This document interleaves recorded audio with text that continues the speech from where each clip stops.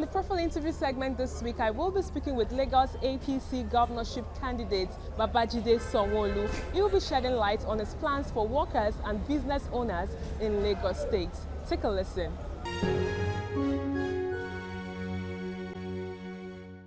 It's good to have you on the program. Thank you very much, Sharon. It's an honor to be on your program as well. You are the Lagos APC governorship candidate for 2019, and there's a lot of things you've said on air, especially when it comes to what you want to do for Lagosians if elected to office. Can you tell us what are your plans for the Nigerian workers or Lagosians if you're elected into office? Well, thank you.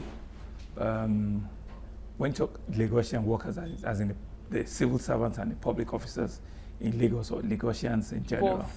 Both, okay. Well, the second one is a mouthful. Is really to create an environment where everybody thrive and do very well, generally. Try and give opportunity, especially to the private sector, who really are the engines of growth. Bring about policies that they can flourish in the lines of business they choose. They can have opportunity and access to all of the interactions they need to have with government, and they can, by extension, become creators and enablers for employment generation, right? So typically we believe that 85% of the GDP is really controlled by the private sector. So we need to ensure that our programs, on transportation, on health, on traffic management, making Lagos 21st century power, security, everything evolves around everybody, more so the private sector. But coming home to a civil servant and the public sector, right, which is an environment in which I've also worked with all sense of humility too, is to sort of like engage ourselves and tell ourselves both the home truth, as in we need to raise the standards. We need to raise the standards of our service delivery, because that's why it's called a public service, of our standard delivery, so that if we do well, right, people by extension will have a repeat performance with us. Right? And so when we also do well, then we also can remunerate ourselves well. We can have a better welfare package. We can have a lot better conducive work environment, and we can have all the career growth and plan, and capacity development that will ensure that in truth, you have a professional career and it's something that you'll be proud of. Also to ensure that when you also finish work, that your pensions are guaranteed. All of that are part of the things that I will do for both Lagosians in general and the civil servant public officers in particular. Talking about pensions, after the general elections in 2007, you were appointed Commissioner for Establishment, Training and Pensions. Yes, I was. I know that you had giant stride in that when you held that portfolio. Would you want to remind Lagosians of your achievements? Well, it was an humble, position, fully well when you have responsibility to oversee over 130,000 public officers, and then we were the first at that time even to have launched the contributory pension scheme, and we launched LASPEC, which was the first contributory pension scheme in the country, even before the federal government. And so what we did, or what that is about, is to ensure that, post, retirement, they have something that they know is theirs, and they can begin to see the growth plan, under the contributory pension scheme. And so we're very delighted that we started that, and it's going very well. But typically, what you see with that ministry before was, it used to be christened as a dead zone, as in a place where nothing happens. But we thank God that within the first 2 years, not only were we able to triple and quadruple the budget that we needed to run on it, we changed the entire face of capacity development, of interactions with the entire public service, using all of the components of the Joint Negotiation Council, the unions, and also even ensuring that people that were on our pay-as-you-go pension, they were collecting their pensions timely, as in when we pay our normal salaries. And so everybody had, some sort of like a new time, in civil service at that time.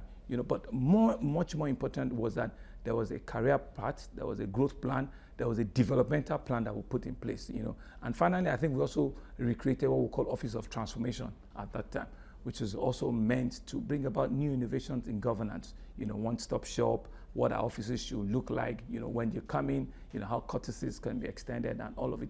So these are some of the very humble things that we did way back then in 2007 to 2011.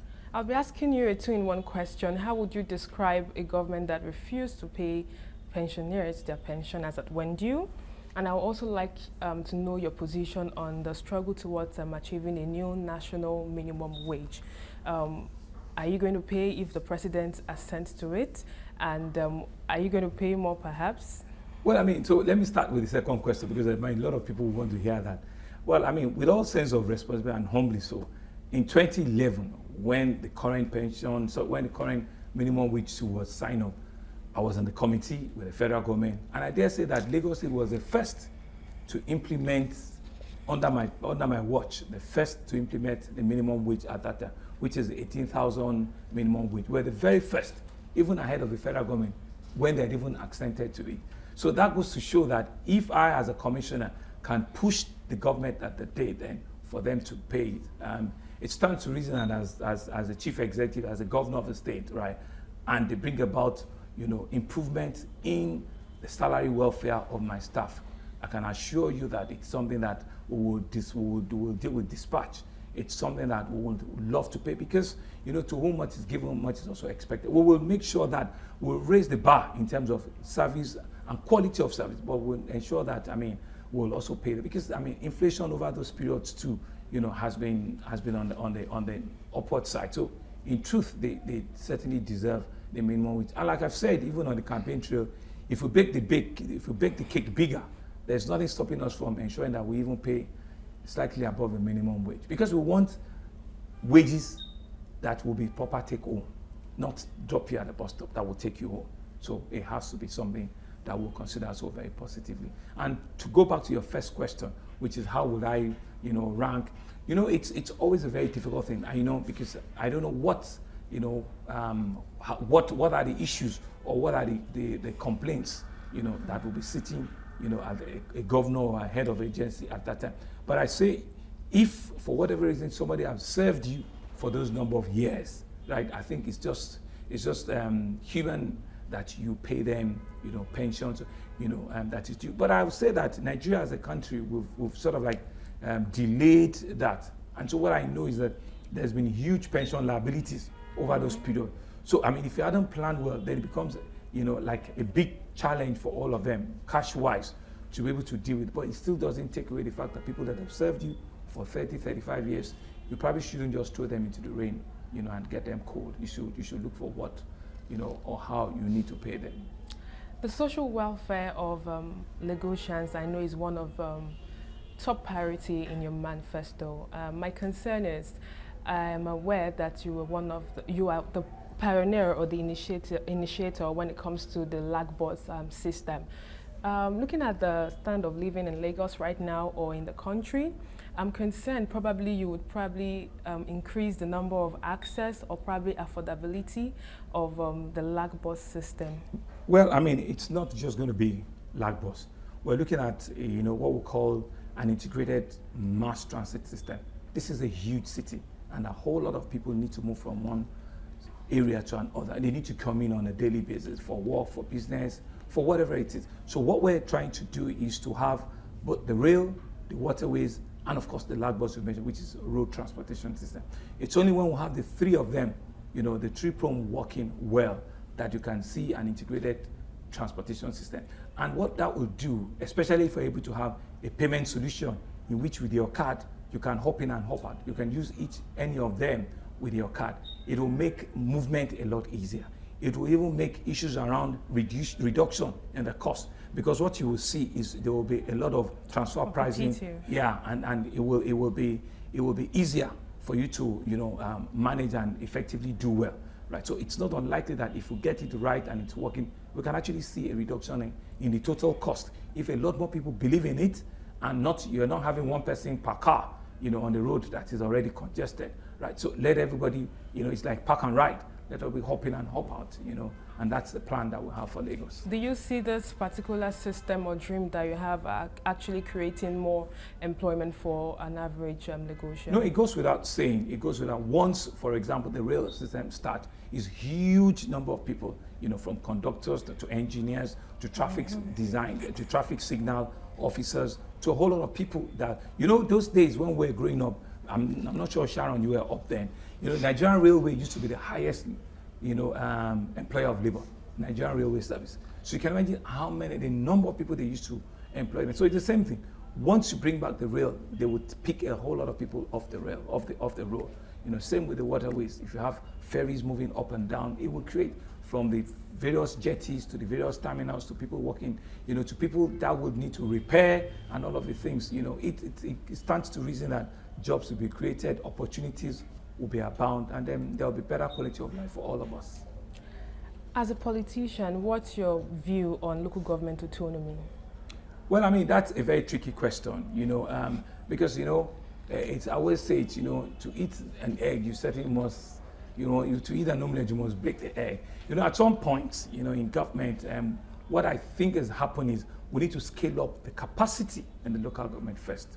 Scaling up the capacity means that what are the quality of the staffing up onto the senior level. They don't get to the senior level like you have in a regular civil service. So probably one of the things we need to raise the bar to ensure that they get to a level in which they can begin to take full ownership, of what is required. But I also, on the other part, believe that, politics is local. So with the local government, it brings governance closer to people. So it's a double-pronged thing. I'm not against it. I'm actually for it. But it's something that we need to reform completely, right? It's like you give somebody a ramp, you must give it with a rope, right? But we need to do the very tough ones for, scale up the capacity, scale up the skills, let them understand the processes, the procedure that is required, and they certainly should be able to walk and run, on their own. Finally, my concern again as an individual or as a journalist is industrialization. We know that no society thrives without industrialization.